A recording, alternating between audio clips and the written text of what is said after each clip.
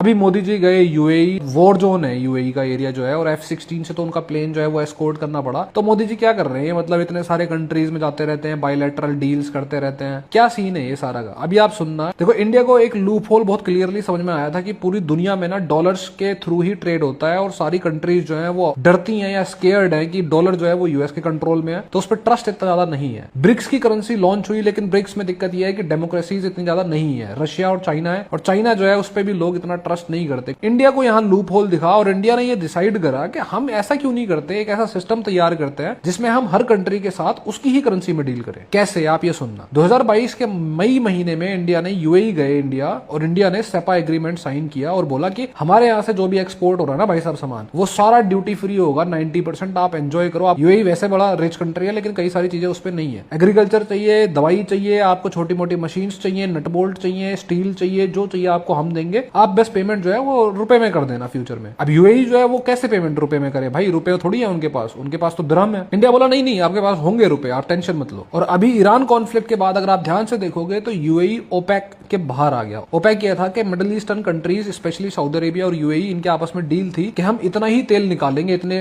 Barrels, इससे ज्यादा नहीं निकालेंगे, ताकि जो प्राइस है ना वो उसको मिलके हम मैनिपुलेट कर सकें, आपस में कंपटीशन करके प्राइस को ऊपर नीचे ना करें। यूएई ने वो ओपेक छोड़ दिया। यूएई जितना चाहे उतना तेल निकाल सकता है। तेल निकाल सकते हो तो ठीक है, लेकिन तुम्हारे पास एक स्पेसिफिक बिल्कुल फिक्स्ड बायर होना चाहिए, तभी तुम ये करते हो। और वो एक्स्ट्रा बायर कौन है? बहुत हाई चांसेस हैं कि वो है इंडिया। मतलब ये है कि जो 2022 में डील तय हुई थी कि तुम हमारा सामान ले लो, रुपए में हमें पेमेंट कर देना, जो रुपया यूएई के पास नहीं था, वो जब हम यूएई से तेल लेंगे तब वो रुपया उनके पास होगा। और ये चीज इंडिया सिर्फ यूएई के साथ नहीं कर रहा। इंडिया गया नाइजीरिया जो है उसके साथ हमारी बहुत ज्यादा एक्सपोर्ट इंपोर्ट काम था नहीं, ऊपर से नाइजीरिया के पास डॉलर्स है भी नहीं जिससे में ट्रेड होता है। नाइजीरिया से हमने बोला कि भाई तुम ये ट्रैक्टर लो ना, हमारा एग्रीकल्चर करो, क्या कर क्या रहे हो तुम, हमारे आईटी सॉफ्टवेयर लो। नाइजीरिया बोला हम पे डॉलर्स नहीं है भाई, कहां से लोगे, हम तो गरीब आदमी भाई, क्या देंगे तुम्हें, कि नहीं तुम रुपए में दो हमें। अब नाइजीरिया के पास भी रुपए नहीं है, कि तुम्हारे पास भी रुपए होंगे इन फ्यूचर। और आज के टाइम पे नाइजीरिया के अंदर बीपीसीएल, भारत पेट्रोलियम, सबसे बड़ा उनका क्रूड ऑयल का बायर है। और यही चीज इंडिया रेगुलरली बहुत सारे कंट्रीज के साथ करने की पूरी कोशिश कर रहा है। और कुछ कंट्रीज में आपने देख भी लिया होगा कि यूपीआई काम कर रहा है। क्यों कर रहा है? क्योंकि डायरेक्टली हमने उनसे अपनी करेंसी जोड़ दी है। अगर करेंसी डायरेक्टली जुड़ चुकी है तो पेमेंट भी हो जाएगी। और ये एक ऐसी चेन रिएक्शन है जिसमें इंडिया का डेवलपमेंट बाहर के कंट्रीज मेक श्योर करेंगे कि वो हो। कैसे? अभी जो मोदी जी यूएई गए तो $5 बिलियन